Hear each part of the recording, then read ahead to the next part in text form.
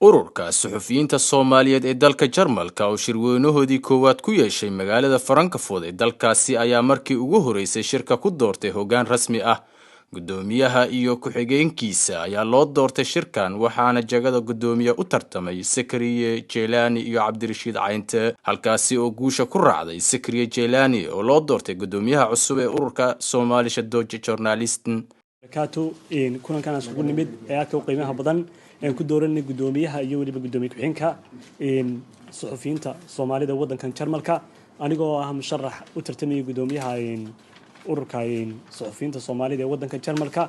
saaxiibkay Sakariye ayaa guuleystay, waan u hambalyeynaya. tartankuna waa qof guuleysta iyo qof hadha, marka aad baan Sakariye kugu hambalyeynaya, waan kula shaqeynayaa intaan ka badaba. waad maasantahay saaxiibka Cabdirashiid Caynte iyo dhammaan wariyaasha warbaahinta kala duwan ee Soomaalida halkan joogta maanta aanu ururka Somali Deutsche Journalist aanu halkan kaga dhawaaqnay laguna doortay hogaankii ururkaas oo gudoomiye ugu horeeyo.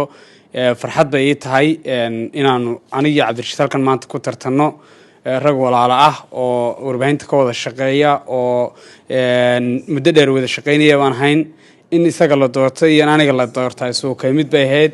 waxaase labadooduba aan u adeegaynaa danihiina, danaha ururka, qawaaniinta ururka aanu dhiganay iyo wada jirkeena iyo sida aynu midnimo u sameyn lahayn. farxad bay tahay inaan maanta aad igu sharafteen maanta inaan noqdo hoggaanka koowaad ee ururku yeelan doono gudoomiyahooda. insha Allah waxaan rajeynayaa inaynu sidan quruxda badan leh ee guulo badan ku wada gaarno inagoo gacmaha wada haysana. dhanka kale gudoomiye ku-xigeenka ururka waxaa u tartamay 4 xubnood oo kala ahaa Siciid Cabdullaahi Xasan, Mahad Shaakir Sharmaake iyo Ciidid Cabdullaahi, waxaana guushu ku raacday Mahad Shaakir oo loo doortay gudoomiye ku-xigeenka ururka saxaafadda Soomaaliyeed ee dalka Jarmalka. maanta waxaa u tartamaynay gudoomiye ku-xigeenka ururka suxufiyiinta dalka Jarmalka. anigoo Shamaarka Faarax guuleedna saaxiibkay Mahad Shaakir oo hambalyeynaya ku guuleysiga gudoomiye ku-xigeenka ururka suxufiyiinta dalka Jarmalka. saaxiib hambalyo. sidoo kale arxim doorasho qurux badan oo dimuqraadiyada halka ka dhacday ee waa soo dhaweynaa walaalkii gudoomiye ku-xigeenka hawl adag baa hortaala. anaguna waa tartamino tartanka baan qayb ka ahayn. insha Allah tartanada kala rajeynaa inaan guuleysano. hambalyo. السلام عليكم ورحمة الله وبركاته.